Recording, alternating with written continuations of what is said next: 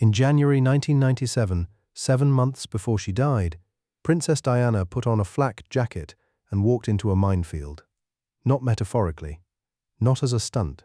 She walked into an active minefield in Angola, ground that had been marked with red warning signs, ground that the engineers who accompanied her had partially cleared, but not fully, ground that contained, beneath the red African soil, devices designed to remove a human leg at the knee without killing the person attached to it, because the designers of landmines had understood, with a particular kind of cold engineering logic, that a wounded soldier costs an enemy more resources than a dead one.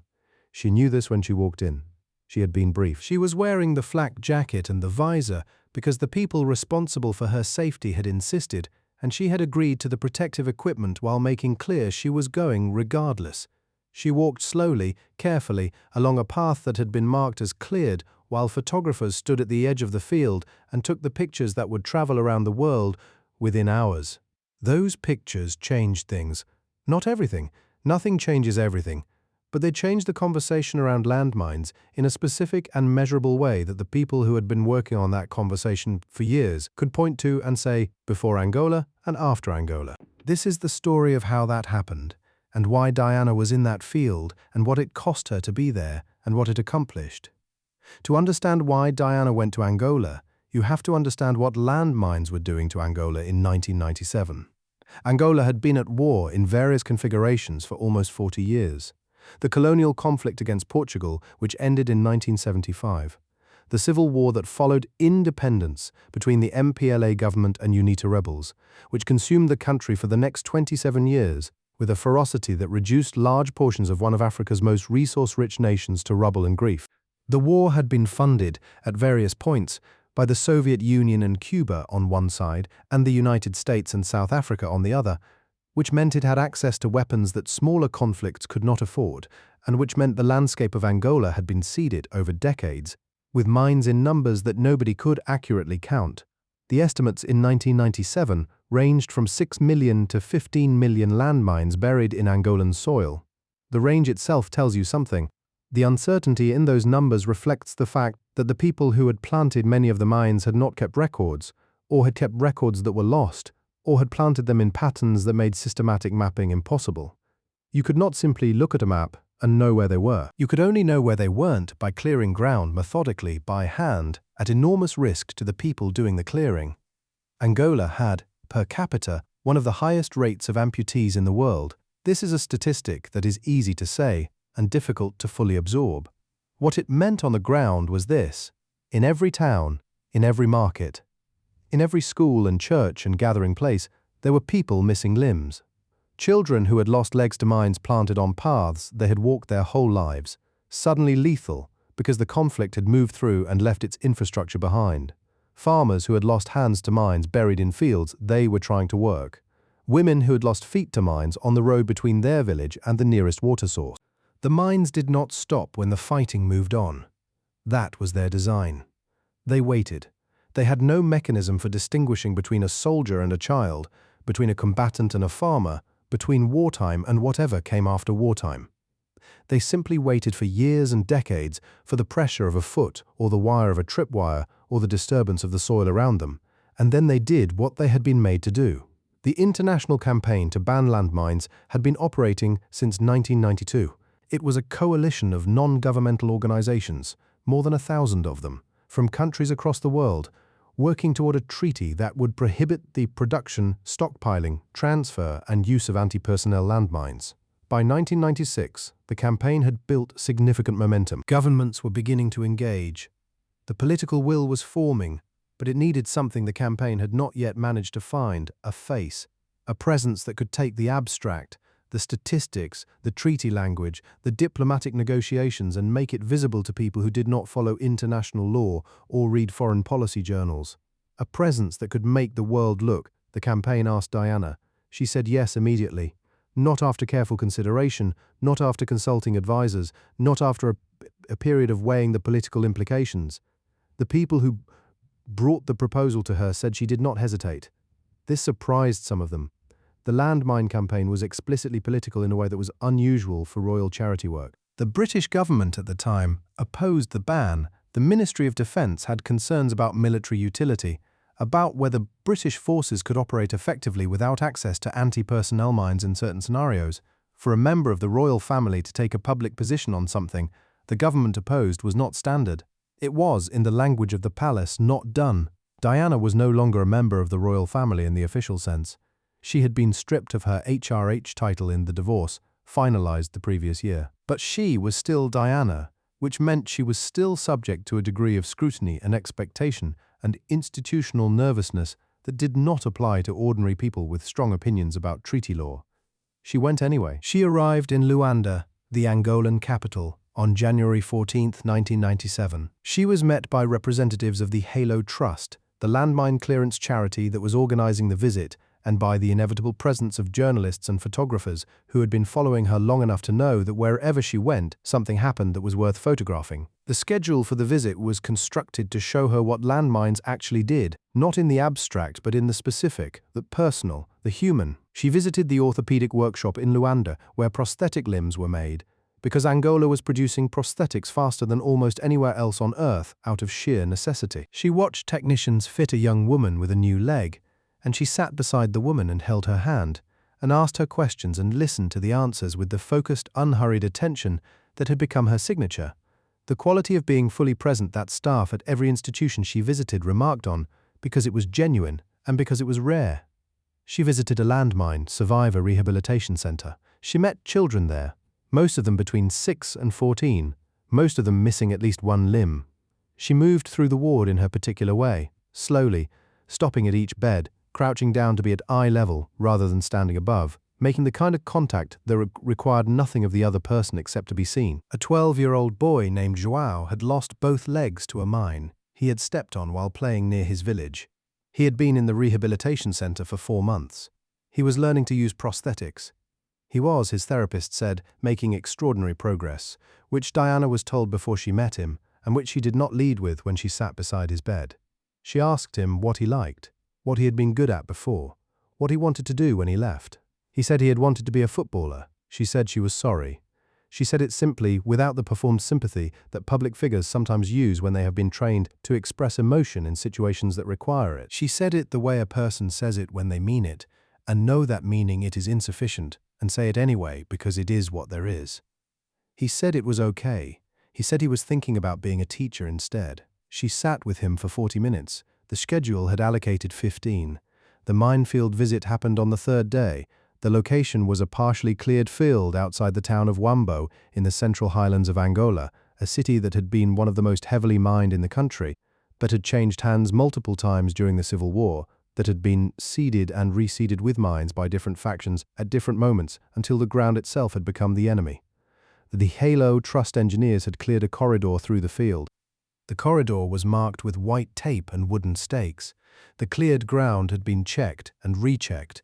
The ground outside the corridor remained, as far as anyone could verify, uncleared. Diana was given a flak jacket and a visor. The flak jacket was heavy and uncomfortable in the January heat. The visor distorted her vision slightly, which she mentioned to one of the engineers and then didn't mention again. She walked into the field. What she did, walking through that corridor, was not brave in the physical sense. The corridor was cleared, and the risk to her body was real but managed. What was brave was the willingness to be in that space at all, to put her body in a location that every instinct and every institutional voice around her had been trained to say was not the kind of place that a woman like her should be, not for reasons of safety exactly, but for reasons of appropriateness, of optics, of the careful management of royal-adjacent presence that the British establishment had been practicing for centuries. She was not in a ballroom. She was not at a charity gala. She was not sitting in a meeting room receiving a briefing. She was in a minefield in Angola, in a flak jacket, with the red warning signs visible behind her, and the photographs that were being taken at that moment would appear on the front pages of newspapers in more than 40 countries within 24 hours. She had understood this would happen. She had walked in knowing it would happen. The visibility was the point. The reaction was immediate and, in certain quarters, furious. The British government's response was delivered through junior ministers and did not use her name directly. But the message was clear enough.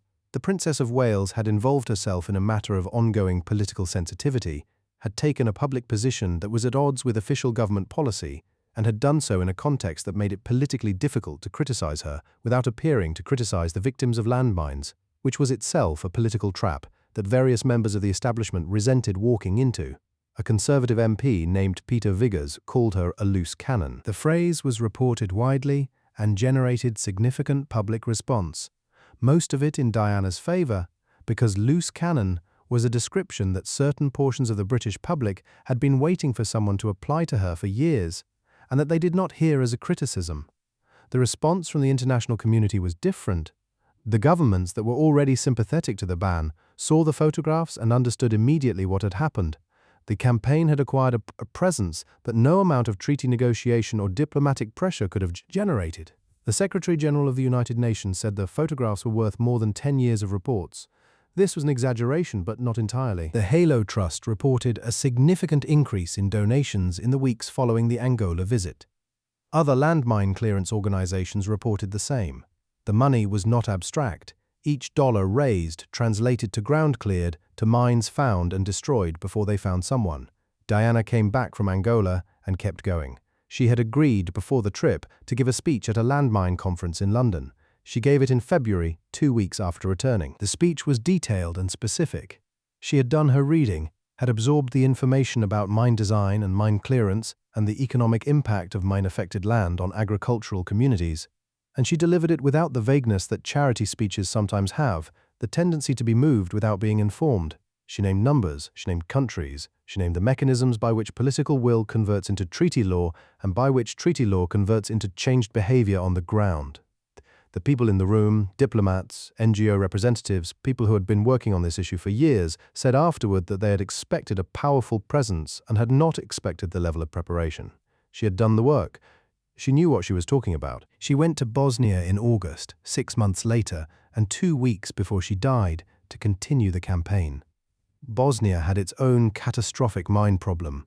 The Balkan Wars of the early 1990s had left the country seeded with mines in patterns that were, in some areas, even more chaotic than Angola, because the conflict had moved through civilian areas in ways that conventional warfare did not. She walked through cleared ground again. She met survivors again. She held more hands. The photographs from Bosnia are less well known than the photographs from Angola. She died before they circulated as widely as they might have. She died on August 31st, 1997. The Ottawa Treaty, the international agreement to ban anti-personnel landmines, was signed in December of that year, 4 months after her death. The treaty is formally known as the Convention on the Prohibition of the Use, Stockpiling, Production and Transfer of Anti-Personnel Mines and on their destruction. It is not known by that name. It is known as the Ottawa Treaty for the city where the signing took place, or sometimes as the Mine Ban Treaty, for what it does. It has, as of the time I'm telling you this, been signed by more than 160 countries. The people who negotiated it, who had been working toward it for years before Diana entered the picture, are careful about attribution. They are right to be careful. The treaty was the product of sustained diplomatic effort by many governments, many organizations, many individuals who gave years of their working lives to the specific and unglamorous work of building international consensus on a question that powerful countries had strong economic and military reasons to resist. Diana did not negotiate the treaty. She did not write its provisions. She was not in the room when the final language was agreed. But the people who were in that room, who have been asked in interviews over the years what role she played, say the same thing in different ways.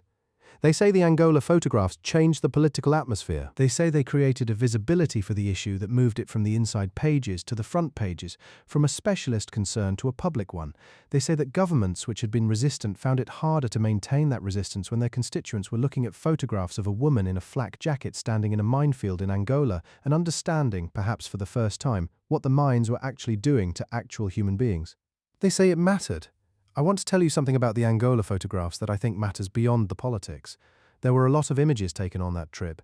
The Halo Trust corridors, the rehabilitation center, the orthopedic workshop, but the images that traveled, the ones that appeared on front pages, and that people remember when they think of Diana and landmines, are specific. They show her in the flak jacket, visor lifted, walking the cleared corridor, and they show her in the rehabilitation center, crouching beside the beds of survivors. In both sets of images, she is doing the same thing. She is making herself available. She is putting her body in a space that most people with her resources would not put their body in. And she is being present in that space fully, not performing presence, not moving through it with the managed speed of someone fulfilling an obligation, but actually being there. This was the skill she had spent 15 years developing, often involuntarily, often painfully. The years of being photographed had taught her what a photograph could carry, not just the visual information but the emotional information, the question of whether the person in the frame is genuinely inhabiting the moment or is somewhere else in their mind. She knew at a level that had become instinct how to be present in front of a camera in a way that the camera could transmit. She deployed this skill in Angola with full deliberateness. She had learned by 1997 that visibility was a resource, that her particular visibility, the most photographed face in the world, the face that could sell newspapers in 40 countries and stop people in the street and make editors make decisions about front pages, was something she could spend. That spending it on certain things changed those things. The AIDS ward in 1987 had been the first time she really understood this. The leprosy patients had confirmed it. By Angola, she was using it with the precision of someone who had thought carefully about what she was doing and why. She had been told at various points in her life that her visibility was a problem, that it attracted the wrong kind of attention, created the wrong kind of pressure, made it impossible to live normally, to think clearly, to be anything other than the image the cameras were making of her. All of this was true. She had also understood by the end that the visibility was a tool, that it could be aimed, that you could walk into a minefield and have the whole world see what a minefield looked like, and that this was not nothing. João, the 12-year-old boy who had wanted to be a footballer, was interviewed by a journalist 2 years after Diana's visit. He was 14 by then, had finished his rehabilitation, and was back in school. He said he remembered her clearly.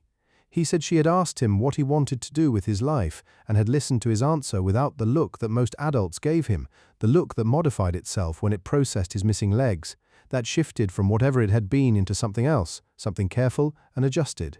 He said she had looked at him the same after she knew as before. He said he didn't know why that mattered so much. He said it just did. I think about that, about what it means to look at someone the same after you know what has happened to them. To not let the knowledge of the damage modify the seeing of the person. It is a small thing to describe and a hard thing to do. Most of us, in the presence of someone who has been seriously harmed, feel the harm more than we feel the person. The damage sits between us and them and changes what we see. We don't mean it to, it happens anyway. Diana had learned, through what experience exactly is not something anyone can fully trace, though the years of being seen as her title before she was seen as herself probably had something to do with it, how to put the damage aside, not to ignore it, not to pretend it wasn't there, but to look through it at the person on the other side. She did this in Angola. She did it in the AIDS ward. She did it in the hospices and the shelters and the rehabilitation centers and the 100 other places she went over 15 years where people were hoping, without quite daring to articulate the hope, that the person visiting them would see them rather than their circumstances. She saw them. That was the thing she did. The other things, the campaign, the photographs, the treaty, those are the things that can be measured and documented and attributed and argued over. But the thing she did in those rooms, beside those beds, with those people, is harder to measure and more important. It was simply she saw them. The Ottawa Treaty has saved, by conservative estimates, hundreds of thousands of lives since it entered into force in 1999. The number of countries affected by anti-personnel mines has declined. The number of mine casualties globally, the number of people who step on mines and lose limbs and bleed and survive or don't, has fallen significantly from the levels of the mid-1990s. These things are true, and they matter, and they are the result of the work of thousands of people over many years. They are also, in some portion that cannot be precisely quantified, the result of a woman in a flak jacket walking a cleared corridor in Angola in January 1997, knowing that the cameras were watching, knowing that the images would travel, knowing exactly what she was doing and why. She was 35 years old. She had 7 months left. She spent them working.